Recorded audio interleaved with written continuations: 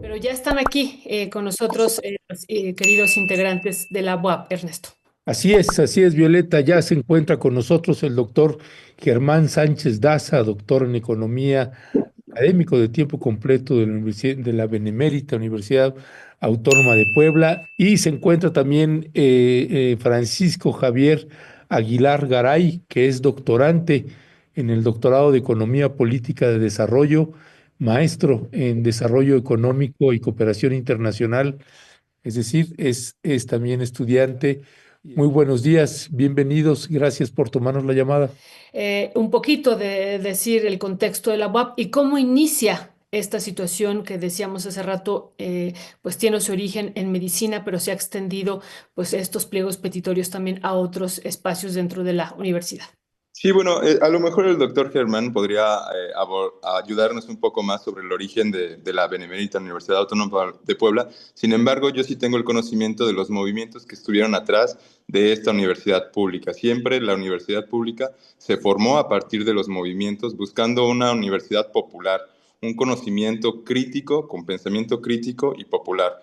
Sin embargo, pues a través de los años, siempre ha habido injerencismo por distintas facciones del poder, ¿no? De hecho, los compañeros periodistas Álvaro Delgado y Alejandro Páez escribieron un libro sobre los poderes ocultos acá en la ciudad de Puebla, que también de una u otra manera han estado implicados en la UAP, ¿no? Han querido meter su cuchara en la UAP. Y bueno, esa es una lucha constante desde la formación o construcción de la Benemérita Universidad Autónoma de Puebla, pues hemos estado en lucha por la autonomía y justamente por la autonomía hacia un pensamiento crítico, ¿no? Y popular, social, es decir, la universidad, las universidades públicas se les deben al pueblo, o sea, están para servir al pueblo y con un sentido social. Y ya bueno, adentrándonos un poco, ese es a lo mejor el origen, la esencia de lo que sería la Universidad Autónoma de Puebla, ¿no? El sentido de la universidad en principio. Y para adentrarnos al otro tema sobre la situación actual, crítica de la universidad, sobre el paro estudiantil que iniciaron, como bien lo menciona la compañera, eh, empezando en medicina, ¿no? A partir de la exigencia de las elecciones oscuras, que esas elecciones oscuras o bajo la mesa están presentes o han estado presentes a lo largo de nuestra historia reciente, ¿no? A lo largo desde el 80, de los 90, este injerencismo por estas facciones de poder, pues han impedido que realmente se lleven elecciones claras, transparentes, donde se generen mecanismos a partir de todas y todos de transparencia y vigilancia, ¿no? Respecto a estos procesos de elección. Entonces, justamente es en este paro una de las demandas más sentidas de la comunidad de medicina fue unas elecciones amarañadas, ¿no? Al final de cuentas, ellas y ellos pudieron sacar al director que estaba ahí en la Facultad de Medicina, e hicieron saber su pliego petitorio y están en mesas de trabajo para cumplir esas demandas. Sin embargo, el movimiento estudiantil no es solamente una facultad, una unidad académica, sino es toda la universidad, sino es todo lo que representa la universidad pública y popular. Por lo tanto, las distintas facultades, las compañeras y compañeros se unieron al paro para exigir las particularidades de cada facultad, pero en general exigir la neoliberalización que está sucediendo dentro de la universidad, es decir, todos los procesos de elecciones amañadas, los planes de estudios que no se actualizan, el acoso hacia nuestras compañeras. Entonces, todas esas demandas fueron recopilando dentro de la facultad y en general entre facultades fueron Mm. identificando esas demandas, esas altas demandas. Y ahora Bien, estamos en eso, trabajando justo en un pliego y en un diálogo con los rectores, ¿no?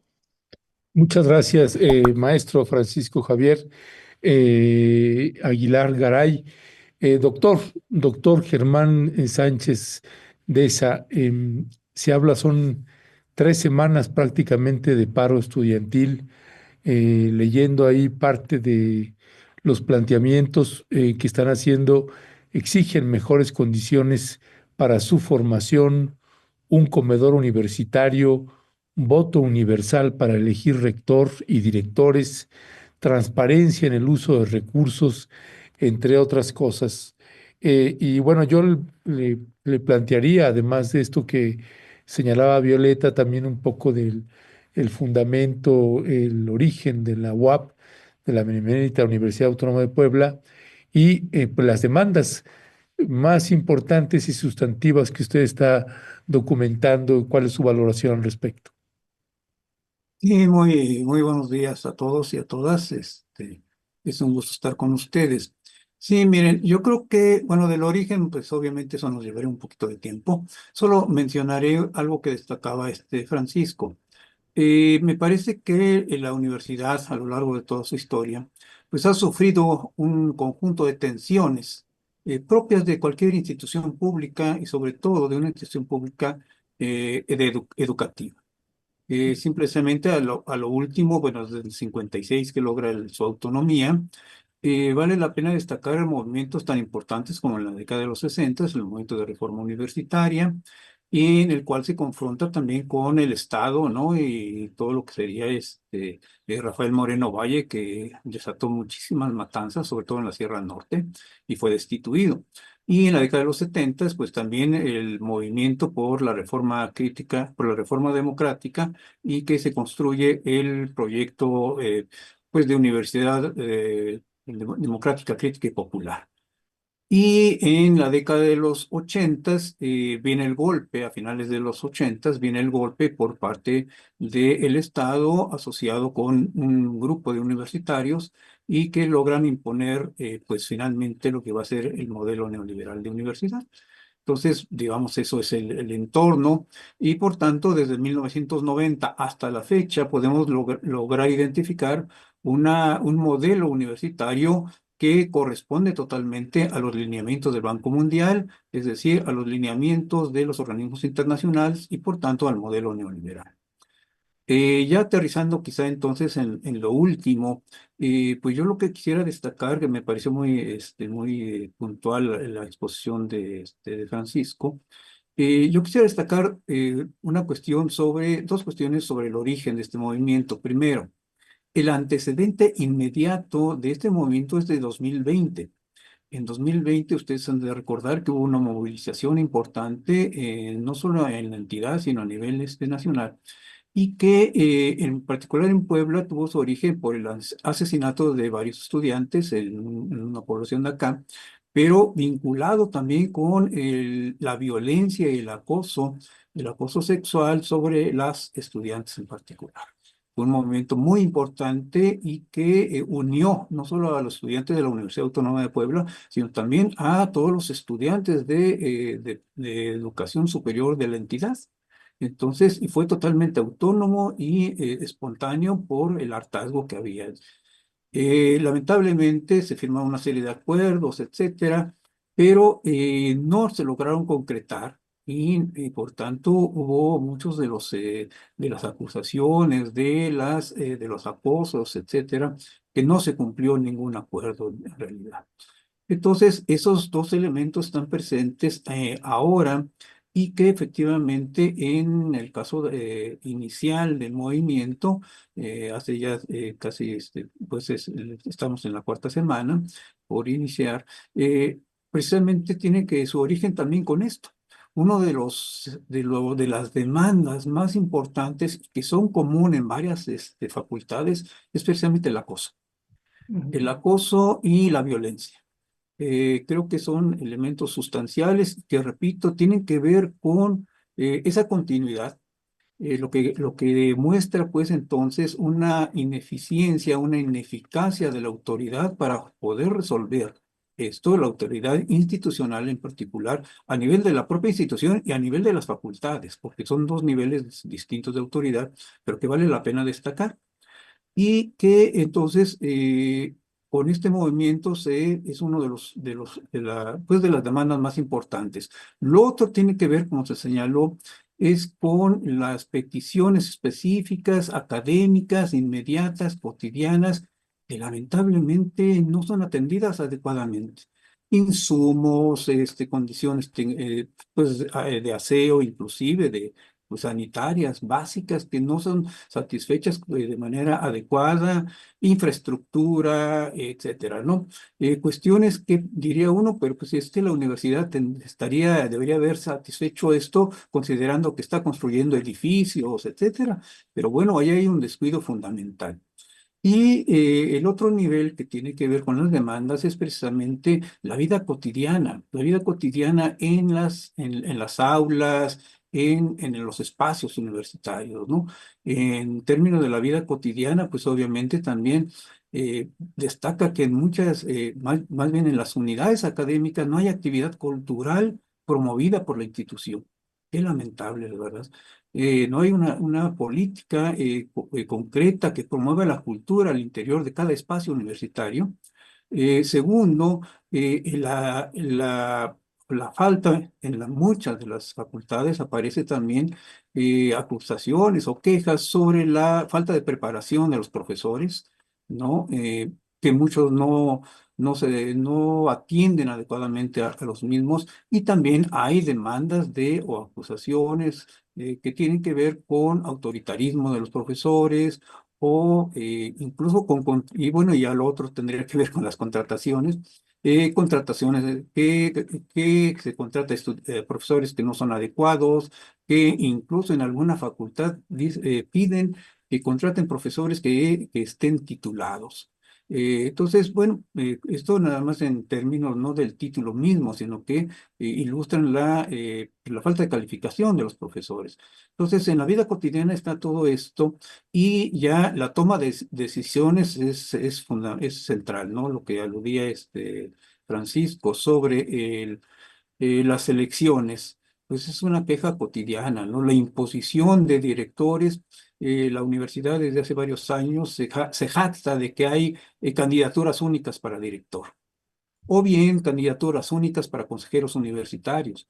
Pero hay toda una trama ahí cotidiana en las elecciones, que lo que podría yo de manera muy breve caracterizar es el autoritarismo, la imposición de la selección de candidatos ad hoc a las rectorías en turno. Entonces, eso es quizá, y de manera muy breve, algunos de los elementos que podemos ubicar dentro de las demandas, dentro del movimiento, y el hartazgo estudiantil en esta ocasión se ha hecho sentir, y pues detrás de esto, lamentablemente, hay una ausencia de un actor central que son los académicos.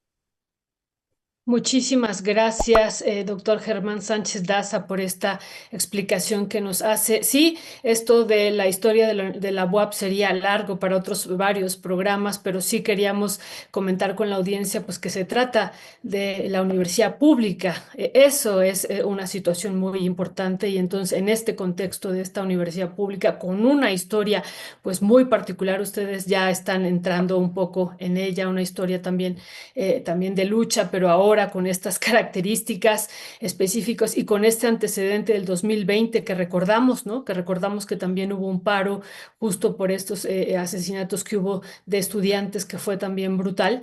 Bueno, pues ahora se da en este contexto que, como usted señala, y que es lo que queremos profundizar con Francisco, con el maestro Francisco Javier, como usted señala, uno de los elementos fundamentales, a pesar de que usted nos dice en un artículo también que vamos a compartir con la audiencia después, de que hay 20 pliegos petitorios, ¿no? Que hay una gran cantidad de peticiones de los estudiantes y de muchas formas y en varias direcciones. Los elementos fundamentales, o dos de ellos, serían el acoso y la violencia, además de todo lo que nos ha relatado y la imposición de las autoridades y eso, ¿no? Entonces, sobre eso profundizar, maestro Francisco Javier, sobre estos 20 pliegos petitorios, pero si podemos profundizar, cómo están viviendo la situación de acoso y violencia, que decimos el antecedente 2020, pero ahora se ha ido agudizando por lo que hemos estado leyendo en algunos de estos pliegos petitorios. Entonces, si podemos compartirla a la audiencia sobre este tema, maestro Francisco Javier. El micrófono. Ah, sí, está silenciado.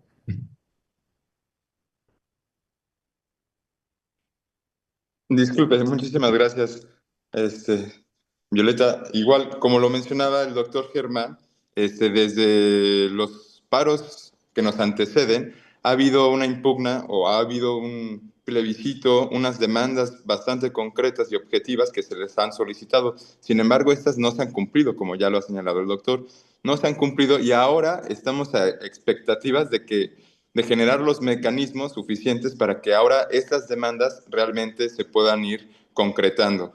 Lo preocupante precisamente es eso, que a pesar del gran trabajo que se ha hecho dentro de cada facultad, se han hecho asambleas generales dentro de las facultades para generar estos pliegos petitorios y después se vuelve a votación y después trabajamos también entre facultades, leemos nuestros pliegos petitorios, nuestras demandas para ver justo cuáles son las demandas comunes, más comunes, nuestros sentires más comunes y se hace un pliego general. Igual va de arriba para abajo y de abajo para arriba. Es un ir y venir para fortalecer este pliego general. El problema ha sido que durante estas 2 semanas de trabajo arduo de las y los estudiantes ha habido hostigamiento por parte de la rectoría, aunque el discurso y la narrativa de los medios de comunicaciones locales también no sabemos cooptados o no por la rectora, porque si bien es una fuente de financiamiento para estos medios locales, la narrativa que se ha mantenido es que Rectoría ha abierto el diálogo, pero en la realidad no ha cumplido los acuerdos que hemos establecido con ella, los voceros representantes de las facultades. Por ejemplo, el día miércoles se presentó a las 8 de la noche sin que nadie supiera de que se iba a presentar. Casi pasó a decirnos buenas noches, estoy con ustedes, hasta luego. Pero ya habíamos nosotros y nosotras señalado tiempos, fechas, protocolos del diálogo. Sin embargo, estos diálogos no se han podido concretar por este hostigamiento, y no solamente el hostigamiento, sino las amenazas. El último día, y con esto termino si es que todavía tengo tiempo, el último día íbamos a entregar el pliego general. Se acercó el compañero Sergio Díaz Carranza, presidente de la Comisión de Honor y Justicia, quien ha estado desde Dogger, si no mal recuerdo, dando consejos sobre pues, estos asuntos, ¿no? Pues sí es un personaje bastante público y con algunos señalamientos. En este último encuentro, donde se le iba a entregar el pliego general, pues apareció este presidente de la Comisión de Honor de una manera bastante preocupante, bastante amenazadora, y detrás de él y detrás de la rectora, grupos de choque, señores grandes con una, pues físicamente o estéticamente, que dices, oiga, esos no son estudiantes, no son administrativos, ¿de dónde vienen estas personas y por qué están golpeando la puerta 14, la puerta de entrada, para querer dialogar? O sea, ¿por qué se presentan con golpes en la puerta para querer dialogar si supuestamente ellas y ellos también estaban abiertos al diálogo? La presidenta y doctora Claudia Sheinbaum nos dijo en la mañanera que el diálogo se tenía que dar de manera horizontal y garantizando nuestros derechos. Y eso no se ha llevado en ningún ejercicio de diálogo con la rectora. Entonces, pues estamos en esa situación de riesgo, ¿no? Entonces, pues por el momento eso es lo que mencionaría respecto a eso, cómo se ha manejado el trabajo dentro de Ciudad Universitaria por parte de las y los estudiantes en sus pliegos, tanto particulares como generales, y la condición que tenemos en el exterior, ¿no? Este hostigamiento no solamente por parte de rectoría, sino también por la narrativa que están jugando los medios locales, ¿no? Muchas gracias, maestro Francisco Javier Aguilar Garay. Doctor Germán Sánchez Daza, para cerrar la entrevista, yo le solicitaría también qué mensaje estaría enviando usted a las autoridades universitarias y a la comunidad estudiantil de la UAP con respecto de esta situación que están enfrentando. Bueno, empezaría por lo último. Yo manifestaría mi solidaridad con los estudiantes, las estudiantas.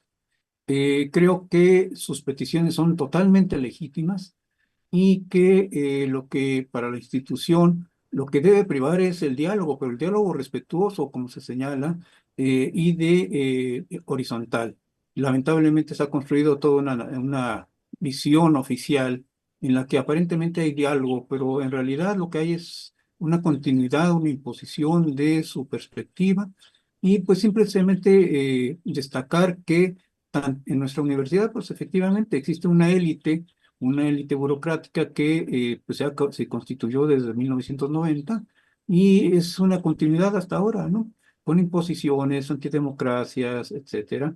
Y pues es parte de lo que a nivel de muchas de las universidades, sino que todas las universidades autónomas, se ha impuesto, es decir, lo que se ha denominado como la burocracia dorada, ¿no?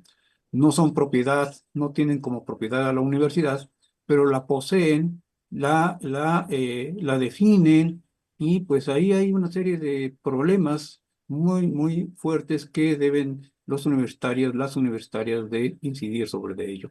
Entonces, me parece que lo fundamental sería entonces el rescatar el derecho al diálogo, el respeto a la disidencia y pues entonces ahora sí tratar de reconstruir, reestructurar todo lo que sería nuestra universidad, porque para afuera pues, hay un discurso de calidad, de diálogo, etcétera, pero por dentro pues el movimiento lo que está expresando es que no es así y pues eso es fundamentalmente.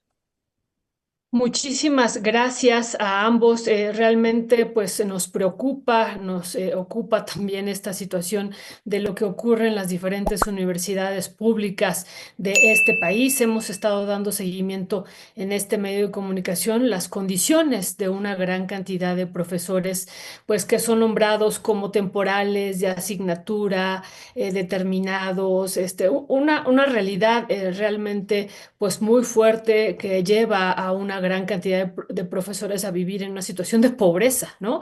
Viendo estos sueldos, pues aquí hemos presentado incluso los cheques de las y los profesores que nos han compartido cuánto ganan a la quincena, sus cheques que les llegan a la quincena y viven en condiciones fuertísimas. Sobre ese tema y para cerrar contigo, Francisco Javier, y luego darle para 1 o 2 minutitos también al doctor Germán Sánchez Daza.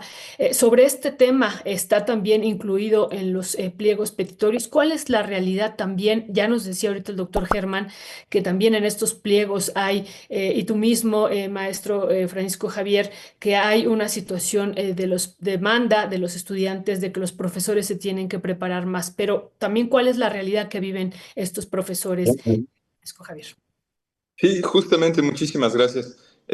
Justo, o sea, la precarización laboral de las y los docentes está avanzando, ¿no? Está empeorando y eso creo que también tiene que ver con el proceso de neoliberalización de la universidad. El proceso neoliberal no solamente es un proceso de cambios estructurales en la economía, sino también en la cultura, en lo cultural. Es una apropiación o subordinación del conocimiento hacia unos intereses muy particulares, ¿no? Que es, pues ya en términos concretos, pues, solo los intereses de los empresarios. Entonces, esta dinámica va haciendo que la vida en general de las y los docentes se vuelva más precaria. O sea, es increíble, ya lo mencionaban, ¿no? Los sueldos que reciben es 110 pesos la hora, siendo doctor o teniendo el título de maestro, 110, 70 pesos, bueno, etcétera. Y como bien lo mencionan, eso tiene un impacto directo para las y los estudiantes. Es decir, pues no hay clases de calidad porque hay la mayoría, creo que el 60, el 70, no recuerdo bien el porcentaje,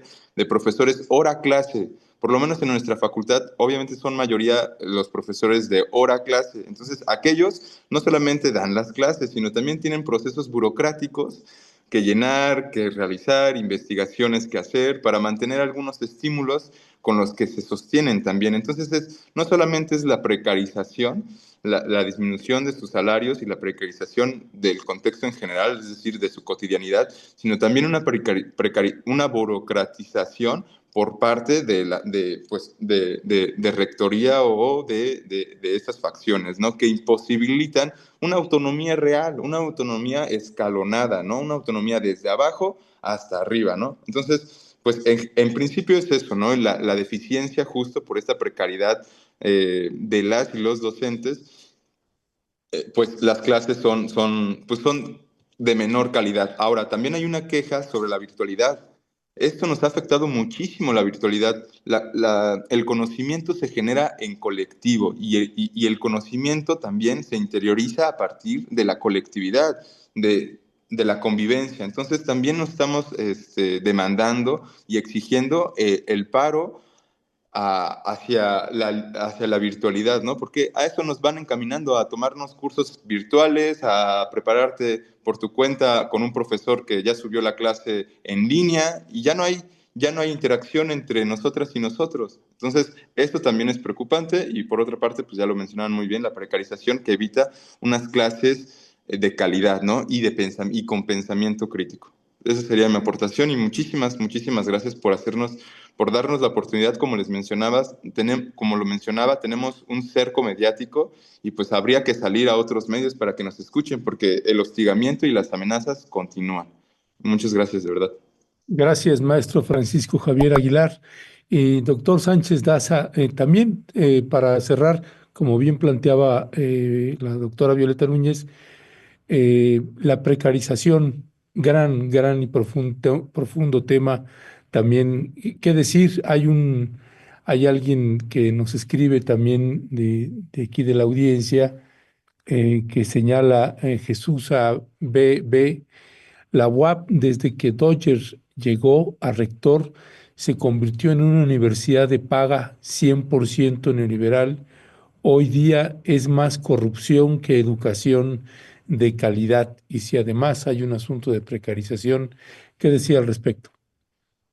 Y bueno, nada más de pasada, lo último de la corrupción, los seis, ¿qué son? Son dos, cuatro, cinco últimos, los cinco rectores desde 1990, todos han sido acusados de corrupción, de desvío de fondos, no se le ha dado seguimiento y pues queda en eso, ¿no? En una acusación que no ha habido seguimiento. El último fue Alfonso Esparza y pues ahora incluso desapareció por acá y ahora regresó con el gobernador Armenta en una invitación especial, ¿no?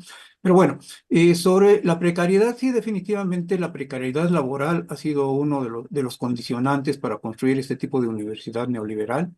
Primero, en la década de los 90, la depauperización, la precarización de los salarios al conjunto y junto con ello la implementación de un instrumento que es muy importante, el sistema de estímulos. Es un instrumento de poder y de control sobre los académicos y también es un instrumento de cooptación. Entonces, creo que eso es fundamental, lo menciono nada más de pasada porque pues, eso nos llevaría mucho tiempo sobre ello.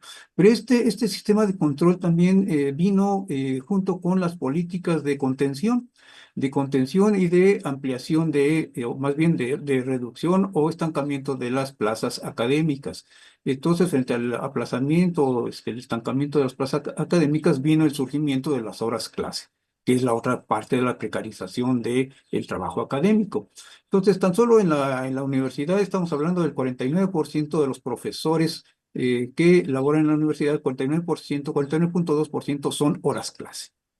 Pero este 49,2% eh, imparte más del 60% de las horas clases que se imparten en el conjunto de la universidad. Entonces, el trabajo docente recae principalmente en los profesores horas clase. Esto es muy importante. Y bueno, uno puede revisar la nómina y hay profesores que son contratados por 30, 40 horas a la semana para impartir clases. Entonces, pues la pregunta es, ¿cómo un profesor puede dar 40 horas pizarrón? ¿Por qué? No es que sea imposible, sino simplemente es imposible el poder mantener la calidad adecuada, la dedicación adecuada, porque cada hora clase implica además el trabajo de revisión, de preparación, de revisión de materiales, de lo que nos entregan los muchachos, etcétera. Entonces es dificilísimo, imposible esto. Entonces, la propia institución es la que va generando condiciones para no brindar una educación de calidad y profesionalizada. Muchos de nuestros profesores entonces tienen que impartir clases no solo en nuestra universidad, sino también en otras universidades. Entonces, pues, ¿no? Hemos entrevistado profesores horas clase que dan clase, imparten su docencia en 3 o 4 lugares distintos. Y entonces, además de las horas de la impartición de horas clase, hay que sumarle las horas de transporte, etcétera. Entonces, bueno, es una precariedad tremenda. Entonces, ahí está el asunto. Y luego lo otro es la discrecionalidad con la cual se les contrata a los profesores horas clase, ¿sí? Y es lo que permite también entonces las relaciones de poder sobre estas contrataciones, porque muchas de ellas son discrecionales sus contrataciones.